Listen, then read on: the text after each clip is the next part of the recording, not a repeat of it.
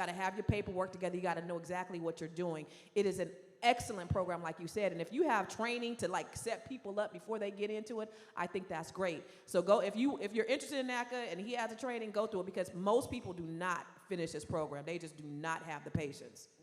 Awesome. Yes, I was actually going to say something similar to that, because I have had clients who came to me after trying to go through NACA and not being able to complete the program for different reasons. I know when I was on my home ownership journey, which took me 5 years, and I'm a real estate agent, but it still took me that long. I'm in the market of Boston, Massachusetts. It's an expensive market.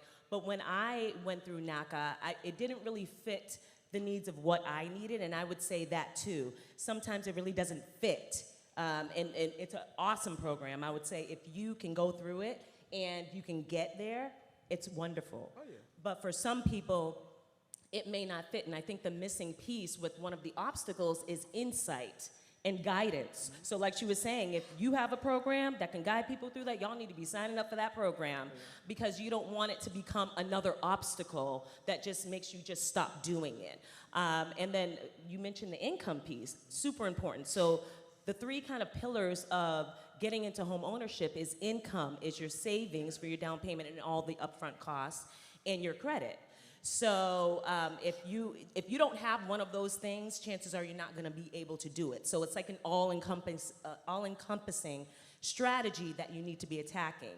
And the income piece is also a part of that. And there's some ways to supplement your income and maybe go in, and we might talk about that, but go in with some other people. But the insight piece is super important. You want to get with someone who is a mentor, who is a trusted, awesome real estate professional, who can guide you through the process of buying a home, because it's a lot of times it's this mountain that looks like it's insurmountable, and we all have information at our fingertips.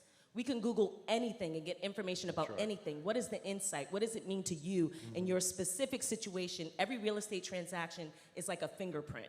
No two real estate transactions are the same with the same clients. So what is it that you need to do to get on the path to home ownership and investing? Okay. So I think we hit on the two big things, right, as far as barriers, credit and capital. And one of my mentors told me that when you're looking at a deal, there's three things to the deal, right? There's credit, capital, and then there's creativity. So sometimes it's just a means of trying to find a group and come together with someone so that you can take that next step, right? And then there's, in creative financing, when I bought my first home, I didn't buy it for myself. If we want to talk about my childhood, and I was in a home where the credit was not great, and it kept my mother from buying a house. Now, her situation was different because, ironically, I'm a CPA, but she owed the IRS over $300,000. Right, we were business owners, and that kept her from getting a home. So I tell people jokingly, like, I've been in real estate since '88. Like, '88, I was 8 years old.